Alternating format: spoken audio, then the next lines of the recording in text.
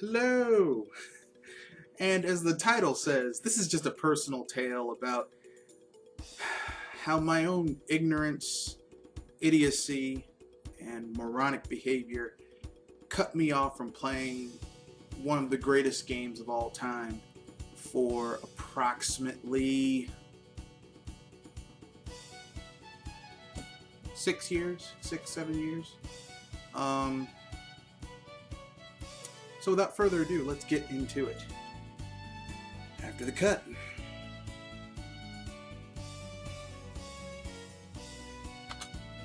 So let's get into it. As you may or may not know, I am a huge Metroid fan. I mean, I love Metroid, but I'm an old school Metroid fan. Like, I played the games, the original Metroid on the NES, Super Metroid, Metroid 2 Return of Samus. I actually played the Metroid 2 Return of Samus first, then I played Metroid on NES, and then I played Super Metroid, in that order. And I love the 2D aspect of those games. Those were Metroid to me. So, I mean, you're talking about someone whose childhood memories were formed around Metroid. But then, something happened. In 2001, that E3, they showed, 2002, that E3, they showed Metroid Prime. And I was totally unimpressed. I was like, fuck this shit. There's no way they can take the Metroid formula and put it into a 3D first-person space. I will not buy this damn game. And literally the same shit you're hearing now from these so-called Metroid Prime fans were coming out of my mouth about Metroid Prime. I don't like the art style. This isn't the Metroid that I wanted. It's not the style that I wanted. All this, I mean, literally, it's like when I heard some of the arguments these people were making, it was the same stupid, ignorant, idiotic, and moronic things that I said 13 years ago. Same thing. Verbatim. I thought maybe I was like, are these my long lost children? I mean, I didn't know I had any children. But apparently they're my long lost children. And listening to these people, I was like, God damn. It's the same. It's like I'm hearing myself talk 13 years later. It's like an echo. Basically, and I lived up to I was a man of my word then, I'm a man of my word now. I heard people say, okay, or pardon me, I said, I'm not going to buy this game. And I didn't. I did not buy Metroid Prime, nor Metroid Prime 2 Echoes. I did not buy them on the game. I was like, fuck this game. I got Metroid Fusion and Metroid Zero Mission, because those were the style of Metroid games that I liked.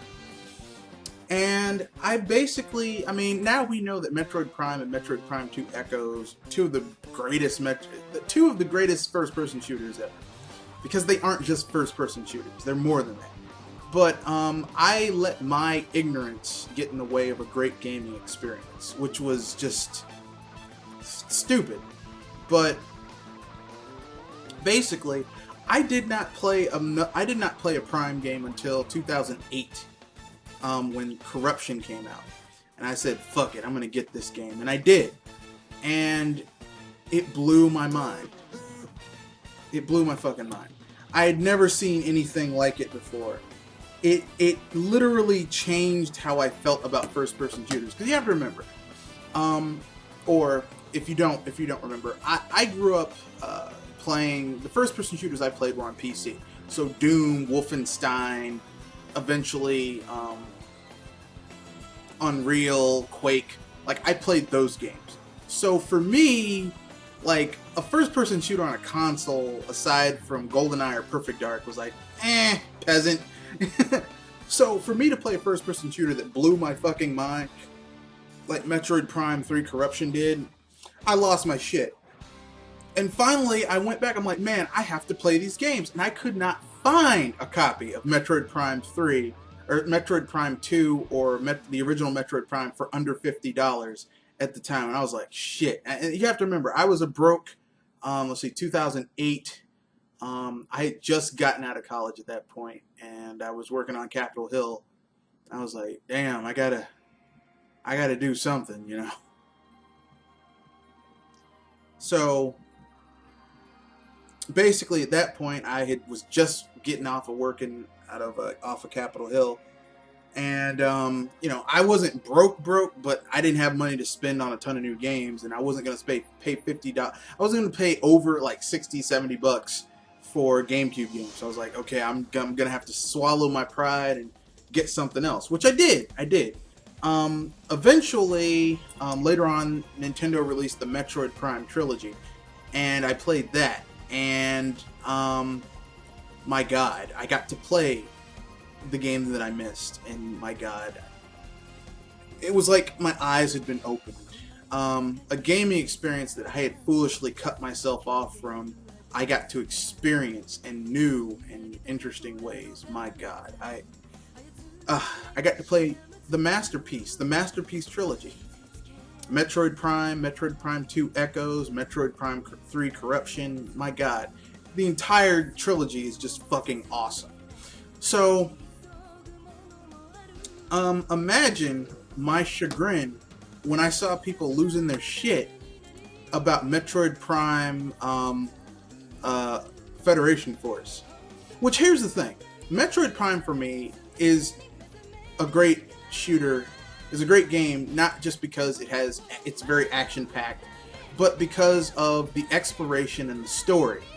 You learn about the world. It actually, like, and Samus never says a fucking word, and you get all of this information about what's going on. It's a masterpiece, really. The only game that I've ever seen that really kind of got close to telling a story without your main character saying a word was BioShock. But we have a game that's going to go into an aspect of the Metroid universe that we've never really seen. We know that the Federation exists.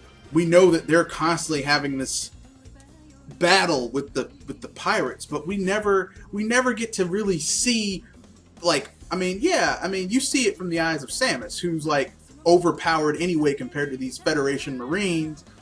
Like, you never see like the normal dudes doing their best to try to fight these fucking pirates. And now we get to see a game that we can see from their point of view, the shit that they have to go through, and they don't have a power suit like Samus. They can't like fucking double jump. They don't have a spider ball or a morph ball. They just got mechs and guns. This game blows my mind with the storytelling implications, and knowing that Next Level Games is working on it, and Kensuke Tanabe, he's earned his bones. 3 fucking awesome Metroid Prime games, and then Next Level Games, they haven't made a bad game yet that I'm aware of. I trust that they're gonna make some good shit. But that's just me. I'm just sharing this story with you because I think that it helps to, for people who might disagree with me. I know where you're coming from, but don't let your emotions and your obstinacy get in the way of a great gaming experience. What could potentially be a great gaming experience. So with that being said, keep an open mind, try the game out. If you don't like it, return it or whatever. I'm sure they'll have demo stations set up. So with that being said, I bid you good day.